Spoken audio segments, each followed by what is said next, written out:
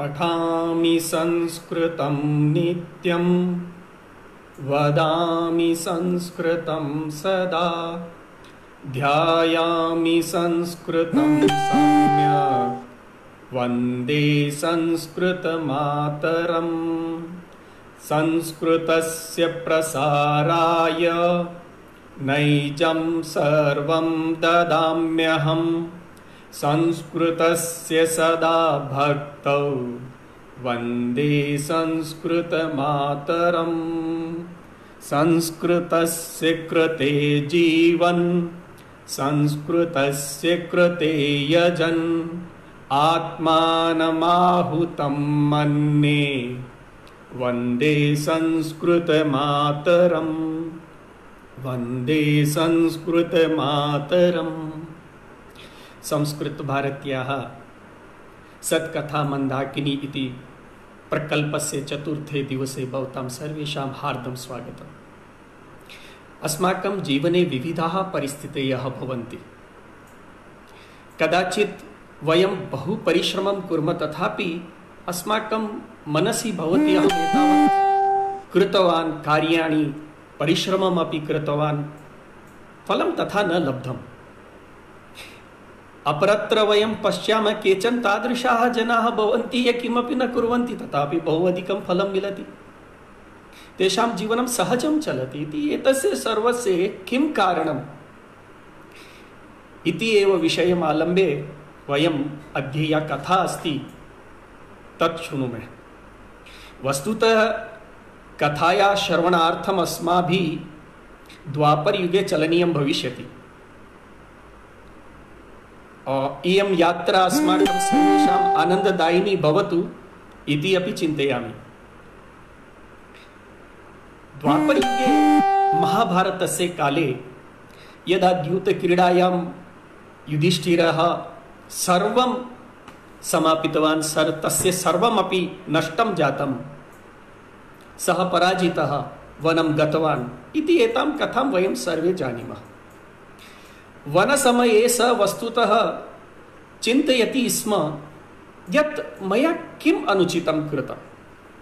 यदा अहं चिन्तयामि एतत् कार्यं न करणीयं तदा स्वतः एव मम तस्मिन् कार्ये प्रवृत्तिः भवति। यत् करणीयं तद् न करोमि, यद् न करणीयं तद् करोमि इति एतत् किमर्थम् इति तस्य मनसि जिज्ञासा आसीत्। यत्र कुत्रापि वनमध्ये आत्मसाक्षात्कारिणः कश्चित् मिलति तं युधिष्ठिरः सर्वदा एतं प्रश्नं पृच्छति। एतस्मिन् एव क्रमे एकस्मिन् दिवसे सः मार्कण्डेय ऋषिं दृष्टवान्। मार्कण्डेय ऋषि स एव आसीत् यस्य जन्मकाले भगवान् शिवः तस्य जनकं मृकण्डं दर्शनं दत्तवान्, पुनः पृष्टवान्, हे मुनि, भवान् दीर्घायुयुक्तं बालकम् इच्छति, सः उद्दण्डः भविष्यति, अथवा 16 वर्षयुक्तं आयुयुक्तं बालकम् इच्छति। यदि अल्पायुयुक्तं बालकम् इच्छति तर्हि सः बहुयोग्यः भविष्यति, दीर्घायुयुक्तः बालकः अयोग्यः भविष्यति।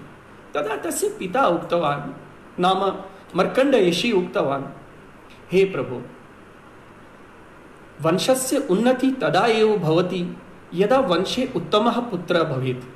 अतः अल्पायुयुक्त एव स्यात् किन्तु उत्तमः स्यात्। शिवस्य कृपया मार्कण्डेयः जातः। अन्या कथा दीर्घा अस्ति, किन्तु 16 वर्षे यदा मार्कण्डेयस्य जीवनस्य समाप्तिकालः आगतः तदा मार्कण्डेय शिवलिङ्गस्य आलिङ्गनं कृतवान्। तस्य आलिङ्गनकाले यमराजः आगतः, स यमपाशं क्षिप्तवान्, पुनः आकृष्टवान्। तेन सह शिवलिङ्गः अपि दोलायमानः जातः। तस्मिन् क्षणे शिवजी प्रकटी अभूत्, पुनः उक्तवान्, किं यम भवान् मामपि नेतुम् इच्छति? एतस्य प्रश्नस्य अनन्तरं यमः शिवस्य भावनां ज्ञातवान्, पुनः क्षमायाचनां कृत्वा ततः प्रस्थानं कृतवान्। मार्कण्डेय चिरञ्जीवी अभवत्, एवं श्रूयते इदानीमपि मार्कण्डेय ऋषि वर्तते।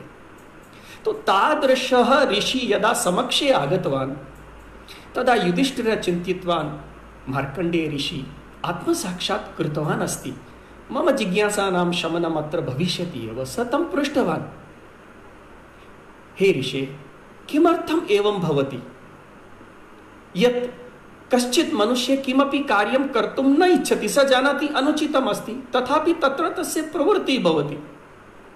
अपरः सः जानाति एतत् कार्यम् उचितम् अस्ति इति ज्ञात्वा उचितं मत्वा स प्रवृत्तः भवति, किन्तु परिणामः अनुचितः भवति। एतादृश अवस्था मम जीवने आगता, अहं पीडितः, इदानीं किं करोमि? कर्मणा गहना गतिः वर्तते, भवान् मम मार्गदर्शनं करोतु।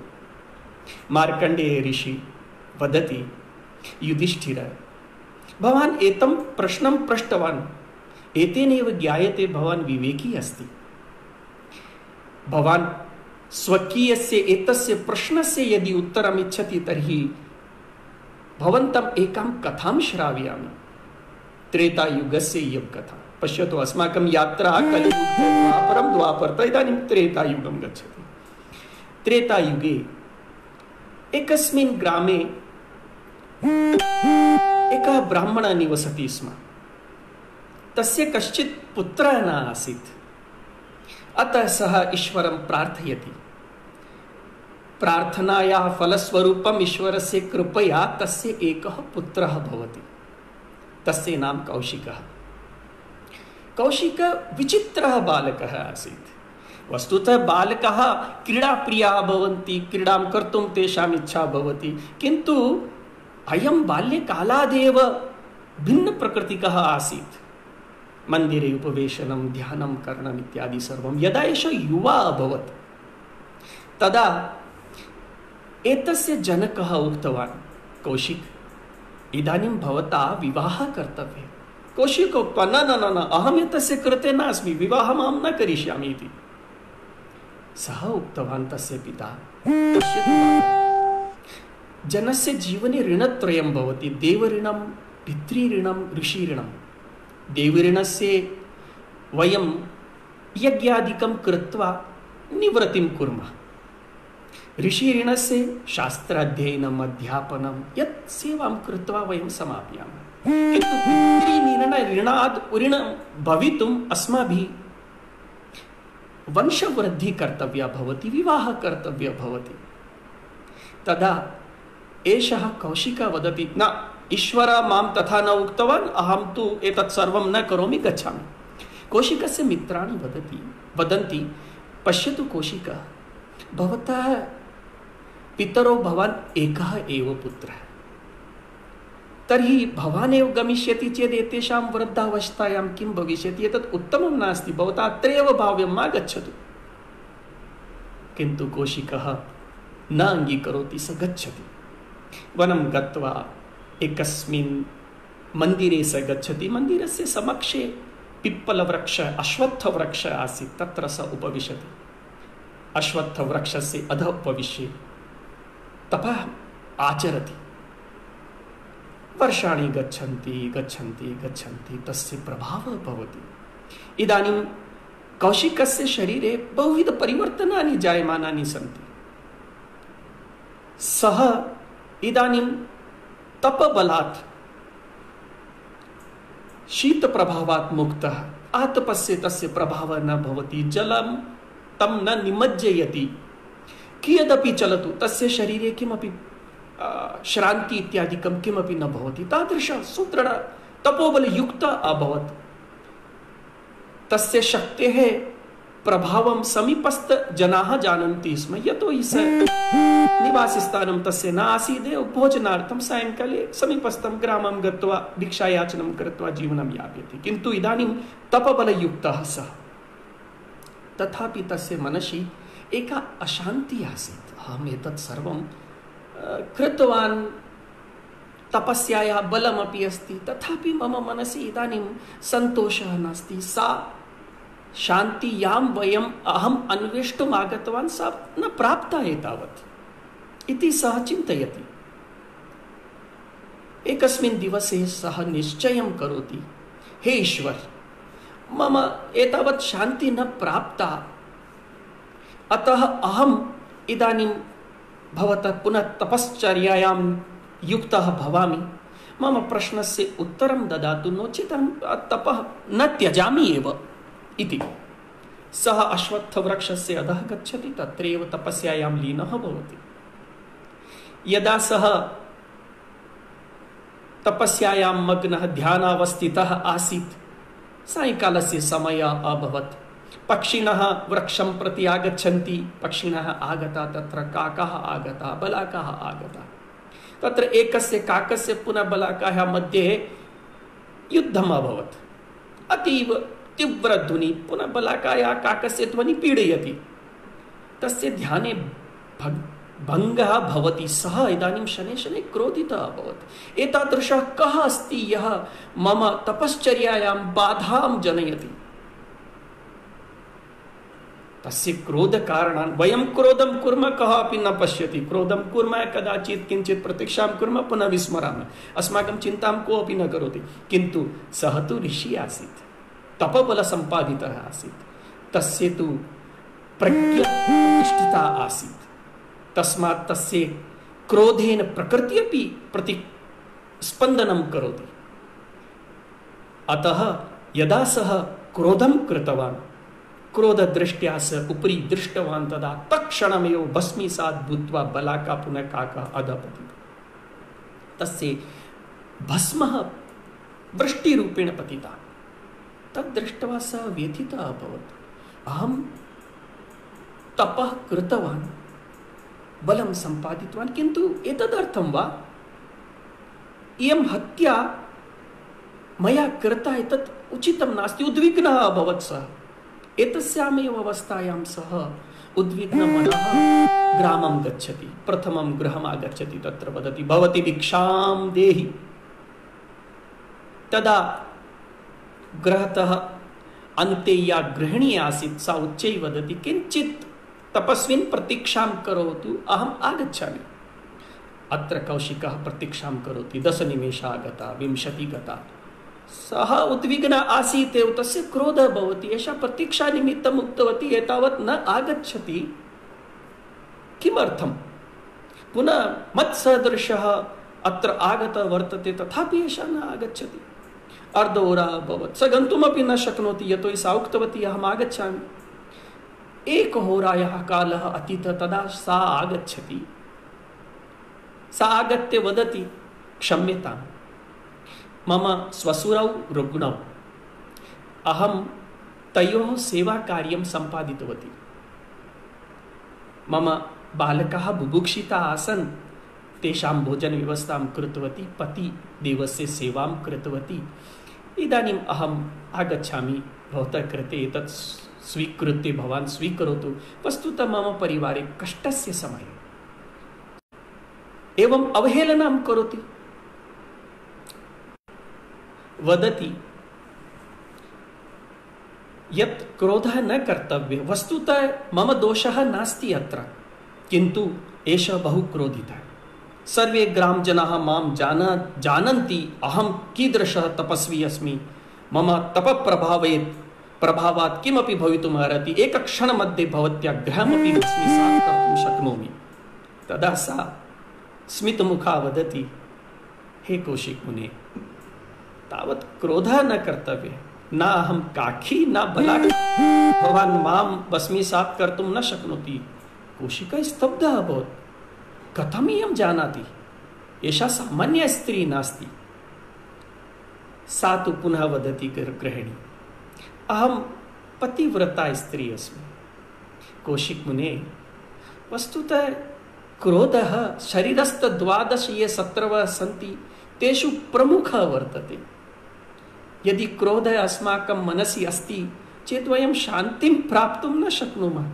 अहं पश्यामि, भवान् यस्याः शान्तेः कृते प्रयत्नरतः अस्ति तत् न प्राप्तुं शक्नोति, यतोहि भवान् कर्मणः गतिमेव न जानाति। भवान् चिन्तयति इयं शक्ति भवतः कारणेन भवान् प्राप्तवान् इति, तथा नास्ति। वस्तुतः ईश्वरस्य कापि लीला वर्तते, तेनैव प्रेरिता इयं शक्ति। तां भवान् प्राप्तवान्, भवान् आत्मनः विषयं चिन्तयति यत् अहं तपश्चर्यां कृत्वा तपः बहवः चरन्ति किन्तु ते न प्राप्नुवन्ति। अतः तथा अहङ्कारः न कर्तव्यः। यदा सा सत्यनिष्ठा विनम्रया शैल्या मही गृहिणी एतं विषयं वदन्ती आसीत् तस्मिन् क्षणे एव एषः अपूर्वां शान्तिम् अनुभूतवान्। तदा सः चिन्तितवान् वस्तुतः मम मनसि या जिज्ञासा अस्ति तस्या समाधानम् एतस्य समीपे अस्ति। अतः सः कौशिकः तां वदति कृपया मार्गदर्शनं करोतु। सा भवतः मार्गदर्शनार्थम् अहं युक्ता न अस्मि। भवान् मिथिलां गच्छतु, तत्र धर्मव्याधः कश्चिदस्ति, सः भवतः जिज्ञासायाः शमनं कर्तुं समर्थः अस्ति। एषः मिथिलां प्राप्नोति। सुन्दरी नगरी, बहुनानि उत्तमाः मार्गाः आसन्, सर्वं बहु सुन्दरं। तत्सर्वं दृष्ट्वा एषः चिन्तयति यत् इदानीं धर्मव्याधः मेलिष्यति। स जनं पृच्छति धर्मव्याधः कुत्र अस्ति। जनाः वदन्ति किञ्चित् अग्रे गच्छतु, चतुष्पथः अस्ति, तस्य वाम भागे धर्मव्याधः निवसति इति। तस्य विपणिः अस्ति, तत्र भवान् गच्छतु, तत्र स मेलिष्यति। एषः तत्र गच्छति, तत्र पश्यति, ओहो अत्र तु मांसस्य आपणं वर्तते, अत्र सर्वत्र मांसविक्रयणं भवति। अहं तु चिन्तितवान् धर्मव्याधः उत्तमः अस्ति, कुत्रचित् आश्रमे निवासं करोति। तथापि सा महिला, सा देवी पतिव्रता गृहिणी प्रेषितवती आसीत्। अतः एषः चिन्तितवान् तत्र गन्तव्यमेव। यदा धर्मव्याधस्य समक्षे तस्य या विपणिः आसीत्, विपण्याः समक्षे यदा एषः गच्छति तदा धर्मव्याधः वदति, ओहो पतिव्रतया गृहिण्या प्रेषितः भवान्। कौशिकः स्तब्धः भवति, अरे एषः मां कथं जानाति। किन्तु महदाश्चर्यं न भवति, यतोहि तस्य अनुभवः तादृशः एव जातः। स उक्तवान्, आम् सा एव प्रेषितवती। तर्हि अन्तः आगच्छतु, बहु आतपः अस्ति किञ्चित्। सः विपणिं गच्छति, तत्र सर्वत्र मांसकार्यम् आसीत् एव। सः उपविशति एकत्र, खिन्नः भवति, किन्तु स जानाति यत् एषः मम समस्यायाः समाधानं, मम मार्गदर्शनं कर्तुं शक्नोति, अतः गन्तव्यं। तो स तत्र गच्छति, उपविशति। धर्मव्याधः वदति, मम किञ्चित् कार्यम् अवशिष्टम् अस्ति, एतं कार्यं समापयामि, अनन्तरम् आवां चलामि। सः इदानीं स्वकार्ये प्रवृत्तः भवति। कौशिकः धर्मव्याधं पश्यति। धर्मव्याधस्य मुखे अपूर्वा शान्तिः अस्ति। एकाग्रचित्ततया स्वकीयं कार्यं सः बहु स्नेहेन करोति। ये मांसक्रेतारः आगच्छन्ति तेषां कृते ते यावत् धनं यच्छन्ति ततोपि किञ्चित् अधिकं ददाति, स्नेहेन ददाति। तेषां कुशलस्य पृच्छामपि करोति, भवन्तः कथं सन्ति, गृहे कुशलिनः वा इति कृत्वा पृच्छामपि। एषः धर्मव्याधः सर्वेषां पुनः तस्य या विपणिः आसीत्, विपण्याः समक्षे ये क्रेतारः आसन् ते सर्वे शान्तचित्ताः। अन्ये ये विपणयः, अन्याः विपणयः आसन्, तत्र ये आसन् सर्वे कोलाहलं कुर्वन् किमपि कुर्वन्। अत्र शान्तिः आसीत्। किञ्चित् कालं यावत् कौशिकः तं पश्यति, तस्य कार्यव्यवहारं पश्यति, तस्य कौशिकस्य मनसि अपि शान्तभावः जागरितः। सः अपि अपूर्वां शान्तिम् अनुभूतवान्। धर्मव्याधं दृष्टवान्, तस्य कार्यसंलग्नतां दृष्टवान्। तदा एषः अपि अनुभूतवान् यत् वस्तुतः अत्र कुत्रापि ईश्वरीया शक्तिः वर्तते। होरात्रयानन्तरं तत् कार्यं सम्पन्नं भवति। धर्मव्याधः वदति, बहु भवता प्रतीक्षा कर्ता, इदानीं चलावः गृहं, भोजनं कुर्मः। तौ धर्मव्याधस्य गृहं गच्छतः तत्र धर्मव्याधः वदति, मम इतोपि किञ्चित् कार्यम् अवशिष्टमस्ति, भवान् उपविशतु, तत् अहं समापयामि, तदनन्तरम् आवां चर्चां कुर्मः। धर्मव्याधः अङ्गणे उपविशति, कौशिकः अङ्गणे उपविशति, धर्मव्याधः गृहं गच्छति। कौशिकः पश्यति एषः किं करोति। तदा सः कौशिकः पश्यति धर्मव्याधस्य अपाहिजौ पादाभ्यां चलितुं समर्थौ न, वृद्धौ। अतः स एकमेकम् आनयति, जनकम् आनयति, स्नानं कारयति, वस्त्राणि बालकवत् सेवां करोति। अनन्तरं जननीम् आनयति, सेवां करोति, तयोः भोजनव्यवस्थां करोति। तस्य ये पुत्राः आसन् तेषां भोजनव्यवस्थां करोति। यावत् एतत् कार्यं समापयति तन्मध्ये एव गृहस्य द्वारे ये भिक्षुकाः आसन्, येषां भोजनस्य अन्यत्र कुत्रापि व्यवस्था न आसीत्, ते आगतवन्तः। तेषां कृते स यावत् आसीत् तत् किञ्चित् किञ्चित् भोजनं यच्छति। अनन्तरं कौशिकस्य समीपम् आगच्छति, पादप्रक्षालनं करोति, तस्य कृते भोजनस्य स्थालिकां स्थापयति, भोजनं कारयति। अन्ते यद् अवशिष्टम् आसीत् अर्धरोटिका, किञ्चित् सूप, तत् सः आनन्देन स्वीकरोति। कौशिकः पृच्छति, धर्मव्याधः, भवान् एतत् मांसविक्रयणस्य कार्यं करोति, तत् युक्तिसङ्गतं वा?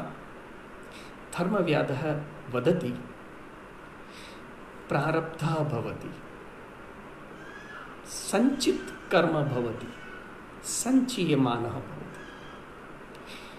मम बहूनि जन्मानि, भवतः अपि बहूनि जन्मानि अतीतानि। प्रारब्धवशात् अहम् एतस्मिन् शरीरे अस्मि। मम प्रारब्धकारणात् एतत् मया प्राप्तम् अस्ति। अहम् एतस्य कार्यस्य सम्पादनं तथा कर्तुम् इच्छामि यथा ईश्वरः मां प्रसादरूपेण दत्तवान्। एतत् कार्यम् अहं स्वयं न स्वीकृतवान्, वस्तुतः ईश्वरेण एतस्य कार्यस्य निर्धारणं कृतम्। अतः अहं तथैव स्नेहेन सम्पादयामि। वस्तुतः अस्माकं यत् कर्म अस्ति तत्र अस्माकं प्रवृत्ति उत्तमः रूपेण भवेत्। एवं बहुविध उपदेशान् यदा सः करोति तदा कौशिकस्य स्मृति अतीते गच्छति। सः तत् श्रुत्वा एकस्मिन् क्षणमध्ये एव तस्य मनसि अपूर्वा शान्ति उत्पन्ना भवति, यस्या प्रतीक्षायाम् एषः इतस्ततः अट्टयन् आसीत्। सर्वम् अपि सः अनुभूतवान्, वस्तुतः का स्थितिः इति। तदा सः चर्चां समाप्य, शास्त्रचर्चां, भिन्न भिन्न विविधा चर्चा, सत्सङ्गः यदा भवति तदा बहुविध चर्चा चलति। एषः अनुमतिम् इष्टवान् यत् मम प्रश्नस्य उत्तरम् अहं प्राप्तवान्, इदानीम् अहं गन्तुम् इच्छामि। कौशिकः ततः प्रस्थानं करोति, किन्तु इदानीं सः अश्वत्थवृक्षं न गच्छति, स्वकीयं गृहं गच्छति। तत्र गत्वा एषः पश्यति यत् एतस्य पितरौ वृद्धौ चलितुमपि असमर्थौ, कथं स्वकीयं कार्यं सम्पादयतः। तदा सः खेदम् अनुभवति यत् मया युक्तिसङ्गतं कार्यं न कृतमासीत्, मम दायित्वं तु अत्र आसीत्, एतेषां सेवा। सः तेषां समीपे गच्छति, तस्य माता तम् आलिङ्गयति, वदति, पुत्र, मम मनसि कुत्रचित् विश्वासः आसीत्, एकस्मिन् दिवसे भवान् अवश्यमेव आगमिष्यति, भवान् आगतः, अहं प्रसन्ना अस्मि। कौशिकः वदति, क्षम्यताम्, अहं पथभ्रष्टः अभवम्। तत्र इदानीं कौशिकः निवासं करोति, गृहस्थधर्मस्य पालनं करोति, पितरौ सेवाकार्यं करोति, सर्वं कृत्वा सः अन्ते मोक्षं प्राप्नोति। वस्तुतः एतस्यां कथायां विषयद्वयम् आगच्छति। मार्कण्डेय युधिष्ठिरं वदति, युधिष्ठिर, किं भवान् अवगतवान्? गीतायाम् एकः श्लोकः वर्तते, कर्मण्य अकर्म यः पश्येत् अकर्मणि कर्म च सः बुद्धिमान् मनुष्येषु सः युक्तः कृत्स्नकर्म कृत्। सा पतिव्रता गृहिणी यदा तम् उक्तवती यत् भवान् यस्या शक्तेः वार्तां करोति सा शक्ति भवान् चिन्तयति अहं स्वप्रयत्नेन सम्पादितवान् तथा नास्ति। कर्मणि अकर्म।